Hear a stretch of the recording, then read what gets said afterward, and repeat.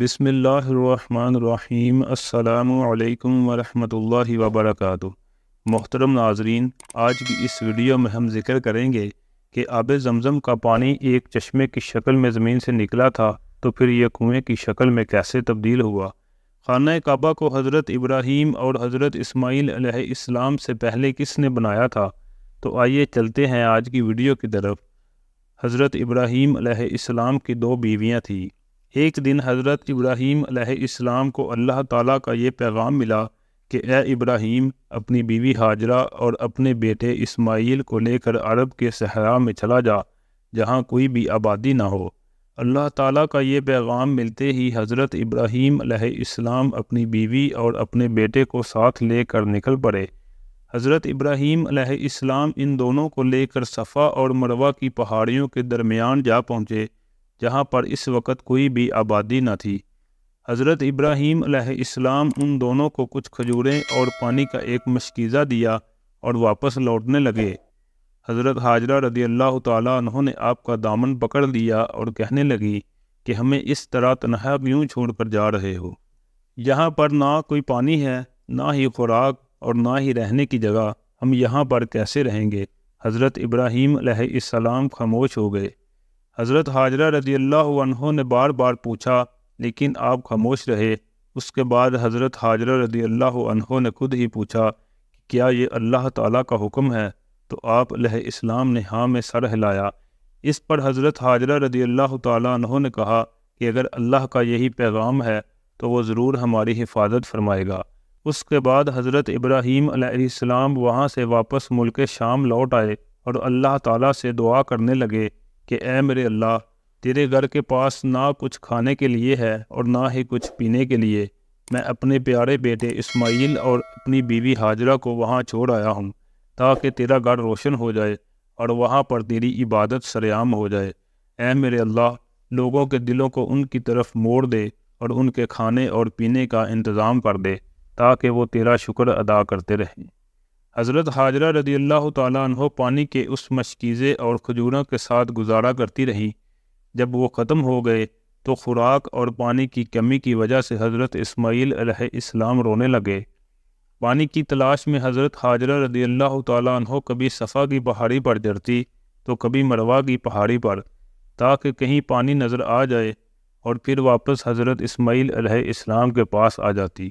انہوں نے حضرت اسماعیل علیہ السلام کو نیچے زمین پر لٹایا ہوا تھا اور خود آس پاس پانی تلاش کر رہی تھی۔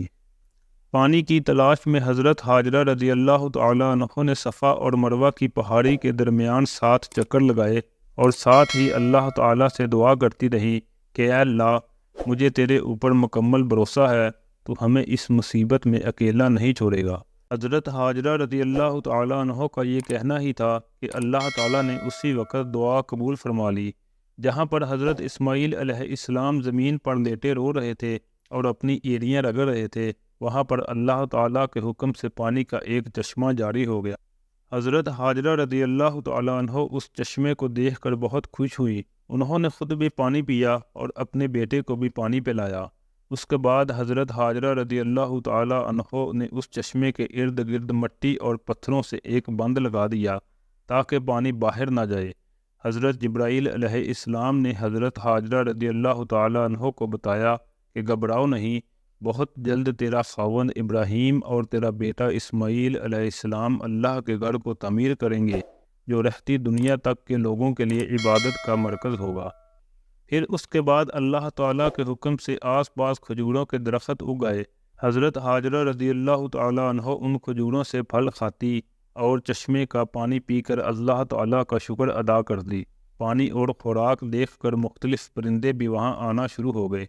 کچھ عرصہ بعد قبیلہ جرہم کے کچھ لوگ قدا کے راستے آئے اور نشیبی مکہ میں قیام کیا۔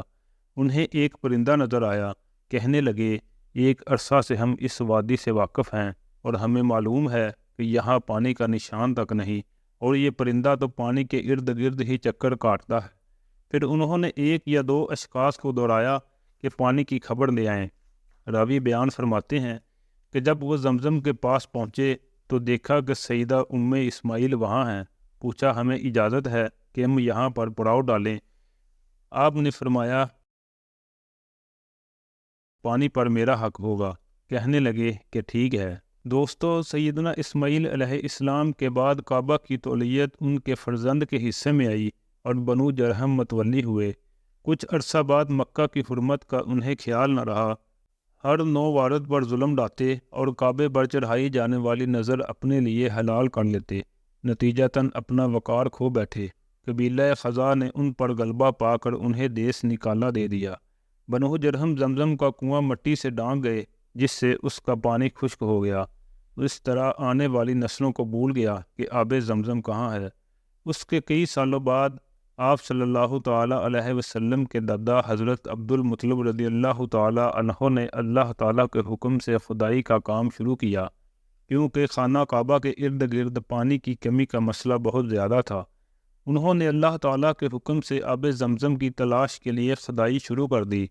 آخر کار انہیں آب زمزم کا چشمہ مل گیا۔ اس طرح خانہ کعبہ کے ارد گرد پانی کا مسئلہ بھی حل ہو گیا۔ پہلے وقتوں میں لوگ بالٹیوں سے رسیوں کے ذریعے پانی نکالتے تھے، لیکن آج جدید دور میں پانی مشینوں کے ذریعے پمپوں سے نکالا جاتا ہے۔ آب زمزم کا کنواں خانہ کعبہ سے صرف 21 میٹر کے فاصلے پر ہے۔ صفحہ مروہ کے پہاڑوں کو کاٹ کر چھوٹا کر دیا گیا۔ ان کے گرد شیشے کی دیوار ہے تاکہ کوئی ان پر چڑھ نہ سکے۔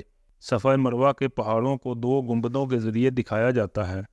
اس کے اوپر ایک چھوٹا سا کمرہ ہے جسے وقت کے ساتھ ساتھ خانہ کعبہ کی توسیع کے لیے ختم کر دیا گیا، لیکن پھر مزید توسیع کے لیے ان سیڑھیوں کو بھی ختم کر دیا گیا۔ آب زمزم کے کنویں کے اوپر ایک ٹائل لگا دی گئی تھی جس پر آب زمزم لکھا گیا تھا، لیکن بعد میں اسے بھی ختم کر دیا گیا۔ صفا اور مروہ کے راستے میں ایک سبز رنگ کا حصہ آتا ہے۔ یہ وہ جگہ ہے جہاں حضرت ہاجرہ رضی اللہ تعالیٰ عنہ دوڑ کر حضرت اسماعیل علیہ السلام کے پاس آتی تھی، اس لیے یہاں سے سب دوڑ کر جاتے ہیں، لیکن عورتیں یہاں پر تیز چلتی ہیں۔ صفا اور مروہ کے 2 راستے ہیں، جن میں سے ایک راستہ معذور اور بزرگوں کے لیے ہے۔ آب زمزم کے کنویں میں 2 موٹریں لگی ہیں، 24 گھنٹے ایک موٹر اور 24 گھنٹے دوسری موٹر چلتی ہے، لیکن آج تک پانی ختم نہیں ہوا۔ یہ اللہ تعالیٰ کی قدرت ہے، سبحان اللہ۔